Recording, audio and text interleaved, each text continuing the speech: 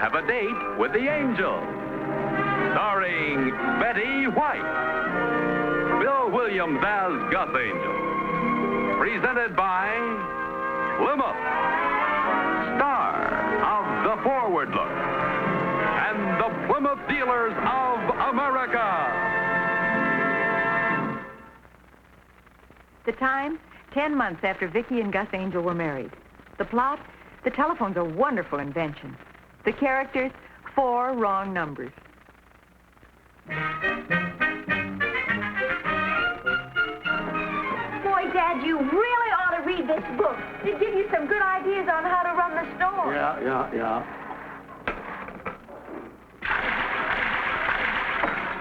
Good morning, Howard.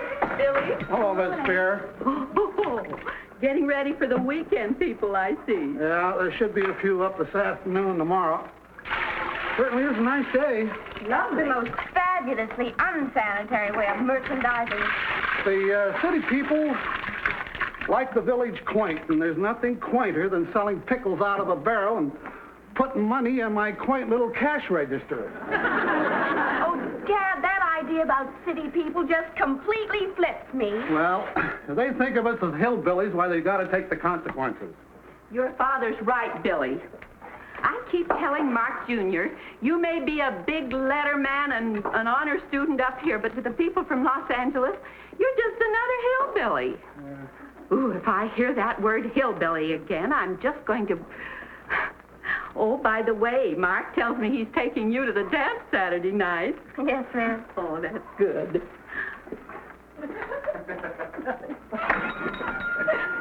Hello, Mrs. Spangler. Well, howdy, folks. How are you, sir? Well, about the same. Let's see, you were up here, 4 weekends past, wasn't it? 3. Oh. Mr. and Mrs. Angel, the Shady Rest Cabin? Oh, now I place you. How's everything in San Bernardino? Well, fine, I guess. We're from Los Angeles. Oh, sure, now I place you. I'm going to want 2 dozen eggs 2 dozen eggs. and a couple of pounds of bacon Bacon. and 6 quarts of milk. 6 quarts. The other 2 couple come up with you? No, just our nephew. Oh. He's a teenager. You better get 12 quarts. I have a teenager at home, and I know. I'm Margaret Spear from the other side of the lake. Well, hi, Mrs. Spear. This is my husband, Gus Angel. Hello. How do you do? Oh, and this is my daughter, Billy, otherwise known as Know-It-All Spangler. Hi. And then I'm going to... Well, honey, look, pickles in brine. I haven't seen that since I was a kid. Let's remember to get some.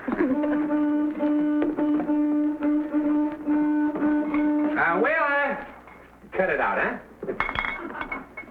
Our nephew's visiting us from Mississippi, and he's so excited about being up in the mountain. He says while he's up here, he's going to study to be a hillbilly. Is that so? Anything else, Mrs. Angel? Oh, some pancake mix. Better make it 2. Yeah. And a pound of butter. Butter. And a pound of coffee. Wheeler. Boy, whoever invented this sure wasn't any Edison, but it worked. Look, Uncle Gus, when you pull that door here, it hits the bell. The only trouble is it does it on the way back, too. Leave the door alone, huh? Oh, sure. Sorry, Uncle Gus. Don't forget the milk, Aunt Vicki. Don't worry, Mr. Spangler's rounding up the herd. Boy, this place is sure a blast. Oh, hi. Hi. I think that's about all, Mr. Spangler. Oh, you mentioned pickles. Hey, mister, all your fish are dead. Come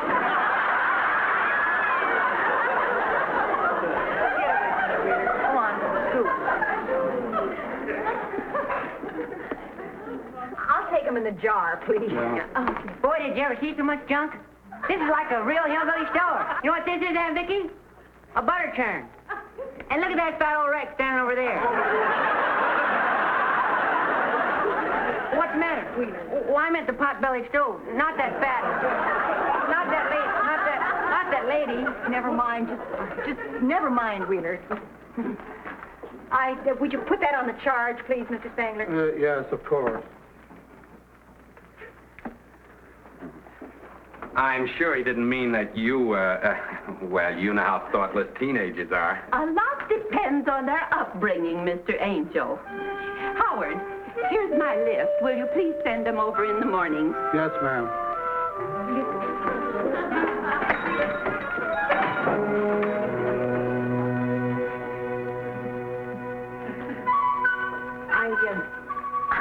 I just don't know what to say. Well, honest, mister, I'm at the potbelly stove. Not that fat. Forget it. Oh, hello, Mr. and Mrs. Jensen. I'll be with you in a minute. Hey, they used to be city folks. Live here all the year round now. They like it up here. We know him. You do? We were at a party at their house once. Oh, honey, they wouldn't remember us. Sure they will. I sold them quite a policy. Hey, what are you whispering about? Hello, Mr. Jansen. Why, hello there. Look who's here. Well, for heaven's sake. How have you been? Well, fine. How about you? Couldn't be better. That's a small world, isn't it? It certainly is. Mr. Angel was just saying, he said, Vicki, he said, I'll bet you haven't seen the Jansens since their party last June.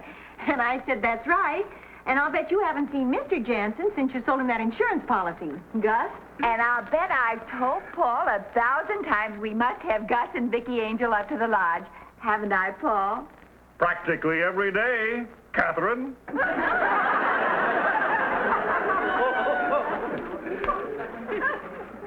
This is our nephew, Wheeler. Well, hi. Oh, your nephew, huh?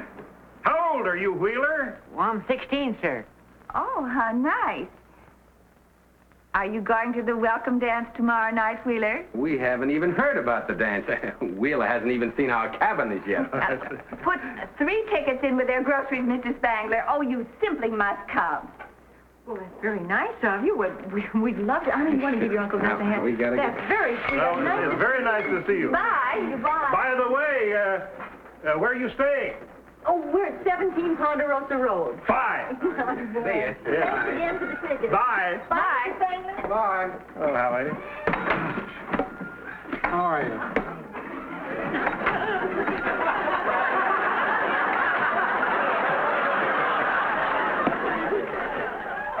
Well, here we are. Boy, this place is as rusty as you said it was. Rusted. Oh, I'm glad you like it up here, Will. We were a little afraid you might get bored. Me? Why, this is the kind of junk I like. Did you ever stop to think that city living makes us a bunch of flabby misfits? Well, now take you and Uncle Gus. Thanks a lot. Well, you're doing something about it. You bought this place up here in the mountains so you wouldn't get any flabbier than you already are. I'm always saying something I don't mean. We understand, Will. Say, did the Jansons strike you as acting a little peculiar? Now that you mention it, yes. That's a telephone. I know, but it's broke. The numbers fell off. That's a party line. You just tell the operator whoever you want. Boy, these hillbillies up here are smarter than I thought. Down home, we have to dial. Honey, I don't want to lecture you, but I do want you to understand something. Your Uncle Gus and I come up here every 3 or 4 weeks, and we just have to get along with the people who live up here all year round. So, in case you have to go to the store for something, would you try to think a little before you point at somebody and say, look at that fat old wreck over there? I'm at the stove. Honest, Aunt Vicki. I know you did, but well, you just don't think before you talk. See, your Uncle Gus and I believe that the permanent residents up here resent the weekenders a little bit. So we have to be real careful. After all, these people aren't hicks or hillbillies. Okay, end of lecture. I dig, Aunt Vicki. You know, sometimes I get to thinking about me. And you're right. My tongue starts talking before my brain finds out what's going on. Uncle Gus, you shouldn't do that. Well, there's an old man down home who threw his back out lifting everything. What a little morale booster he is. Wheeler explained the whole thing to me, darling.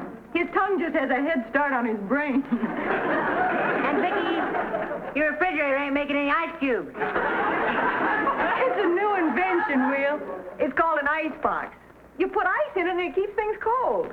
Well, what a rat. Down home, we have to plug them in.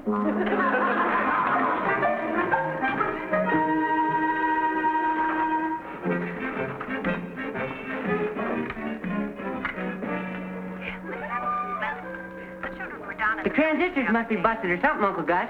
I hear voices. That's a party line, Wheeler, and we don't butt in on conversations. I won't. Wheeler, we have a delicate problem up here. Well, I know, Uncle Gus. Aunt Vicki explained it to me. She says the Hicks up here don't like to be called hillbillies.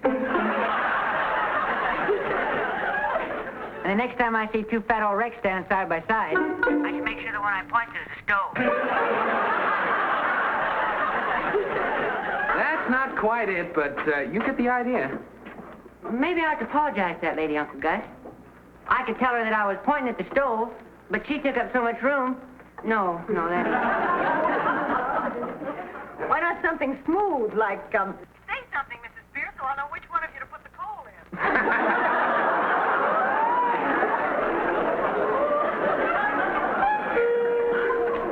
Who have you been talking to? Nobody.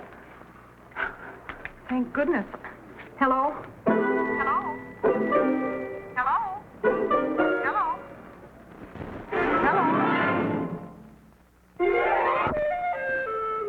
What are you thinking? I was just wondering how smart it was to let Wheeler go down to the village for ice by himself. Very smart. It was the only way I could get you to myself.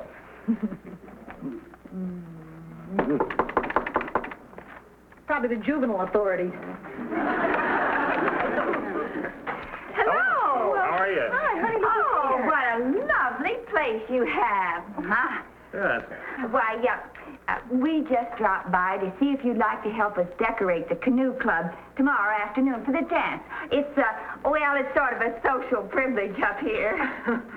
Well, I'd love to. Get you in good with the natives. It'd be fine. Say, I'd like you to meet our daughter. Oh. Come in here, honey. Come in, Christine.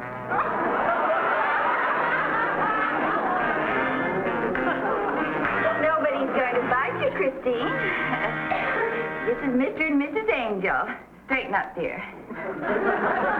We're very happy to meet you, Christine. What do you say to Mrs. Angel? Thank you.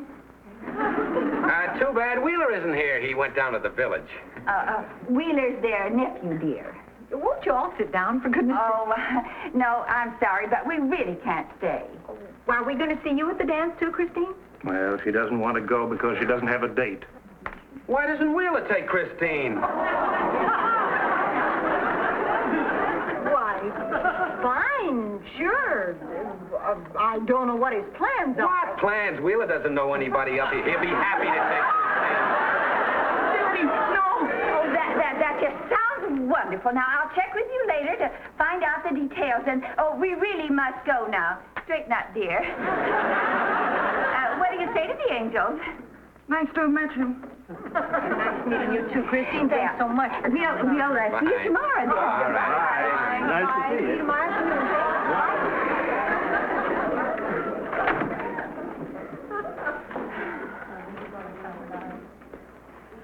Oh, what those people are doing to that poor child. And, honey, I know you were more or less trapped into it, but I've learned we must never arrange dates for Wheeler. Oh, he's a good-hearted kid. He won't mind. I'm thinking of Christine. You probably point at that poor self-conscious little thing and tell her the kindergarten went that away. Even Wheeler has more sense than that. I bet. Boy, this is what I call an ice cube. I told him down there, I said, you hillbillies are pretty smart packing ice and sawdust. They don't talk much, do they? It depends on who's insulting him. Who are the people in the big car we just left? Well, those were friends of your Uncle Gus's. Did you get a good look at them? Nope. Looked like a lady and a man and a dog in the back seat.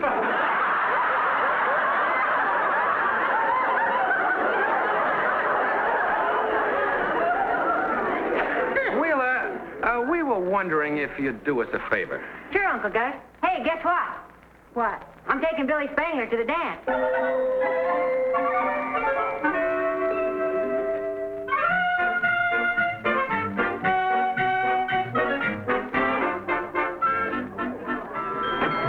Just introduce yourself around. Everybody's so friendly up here.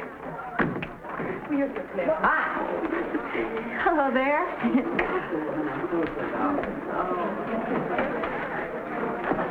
Hi, Mrs. Spear. Hi. What's the matter with everybody? I haven't even broke anything yet. Well, whatever it is, be as friendly as you can. Oh, Mrs. Angel, how nice of you to come and help. I'll get you a ladder and some pins and put you right to work. Let's see, I think I left the pins up on the table. Oh, I see you brought Wheeler. Christine's just dying to meet him. Oh, Mrs. Jansen, I'm afraid Wheeler already made arrangements for tonight, and he won't be able to take Christine to the dance. Well, hi. Look at that clunky girl over there, Vicki. Mrs. Jansen has some work for us to do. Why don't you get the pins? They're up on the table. She must think she's little Bo Peep. Will you just go get the pins, Wheeler? Well, you're not looking at the right one, Aunt Vicki. There in the... Get the pins! Combat boots. Oh, nice to see you again, Miss Jansen. He just doesn't think. He's really a wonderful boy. What a shame it doesn't show. Come along, Christine. Please, Mrs. Jansen, don't be like that. Hello, Christine.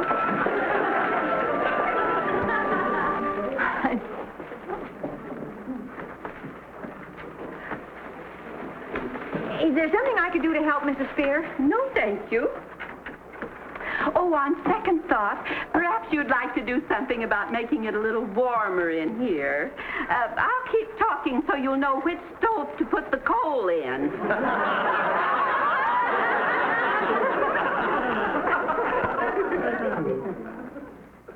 Mrs. Spear, I was merely correcting my nephew, and even he wasn't being malicious. Mrs. Angel, it appears that your nephew thinks he's taking my daughter to the dance. Well, he invited her, and she accepted. We hillbillies think that he had no right to ask her, knowing he already had a date with my son. That's right. Well, wait a minute. Isn't that up to her? Here's the pins, Aunt Vicki. Oh, may I?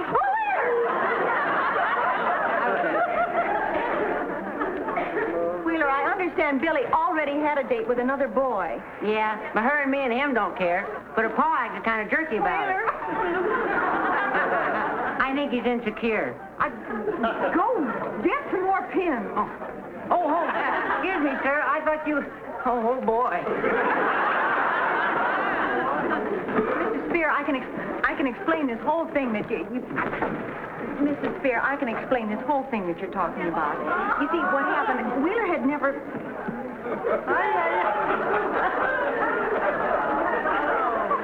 Mrs. Angel, I don't know how much of this is deliberate. Deliberate?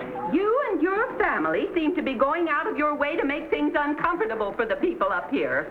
Oh, that's not true. We love it up here. Well, you certainly have a strange way of showing it. I should say you do. It just so happens I was listening on the party line and heard you insult the whole community. No, I didn't. And I assure you that never in my life have I been referred to as a pot-bellied stove. And I don't know why you think you have the right to come up here and humiliate us.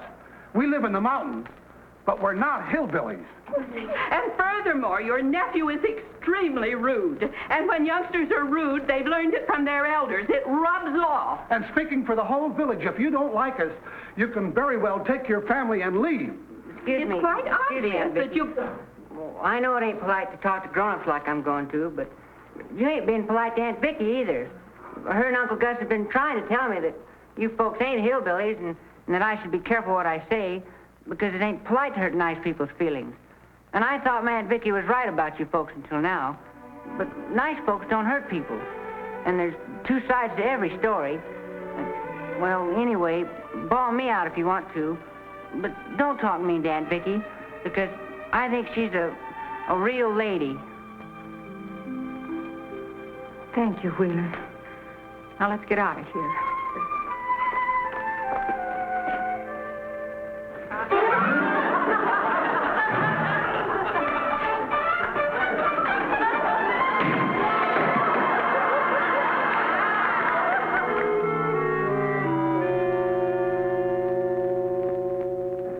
What happened then? That's when the balloons went up.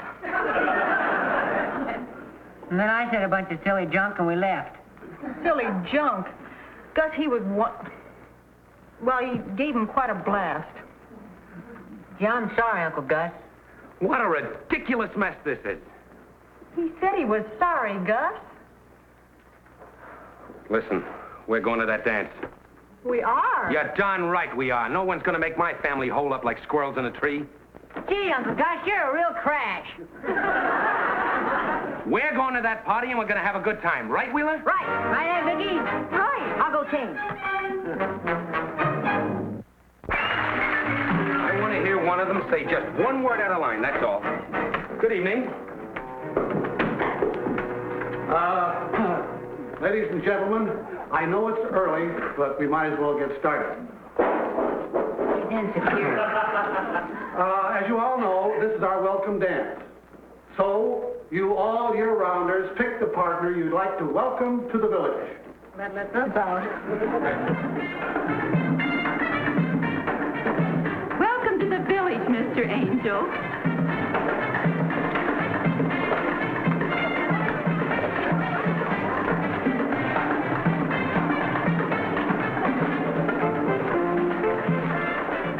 Welcome to the village, Wheeler.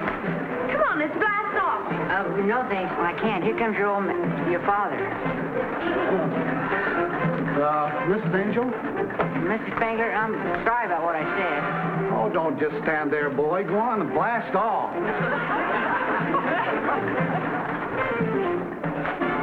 He's a nice kid. They both are.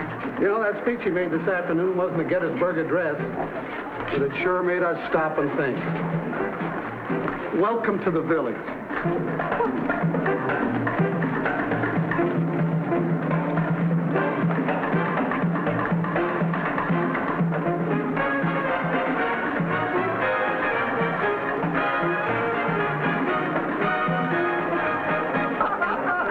Thank you, Miss Angel. Thank you. Oh, you were doing all right. That's certainly right. Oh, that was fun. Gus, do you think we ought to get Wheeler to ask Christine for just one dance?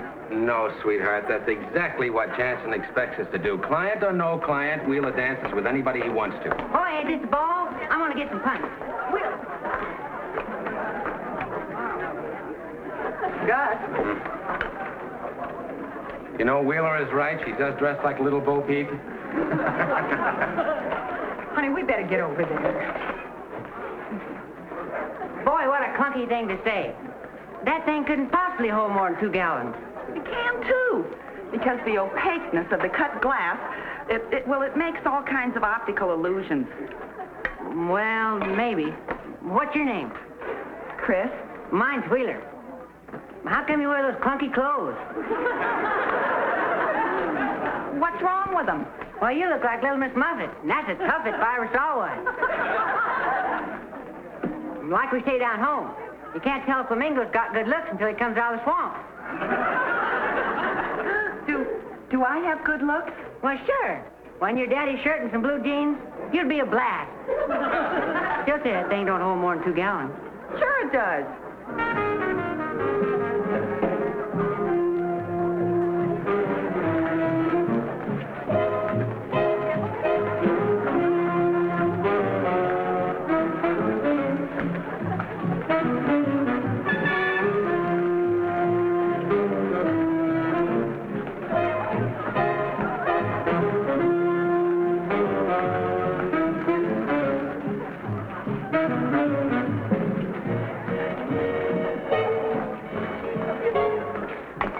Welcome to the village, Mrs. Angel.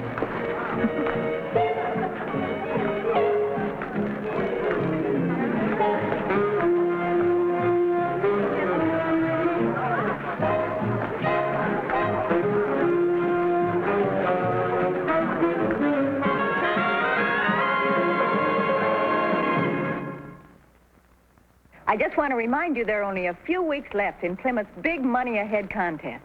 It closes midnight, January 26th. Go to your Plymouth dealer right away and get your official entry blank. You just may win yourself $500 a month for life.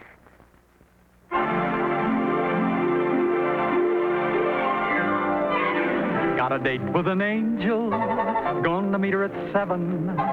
Got a date with an angel, and I'm on my way to heaven.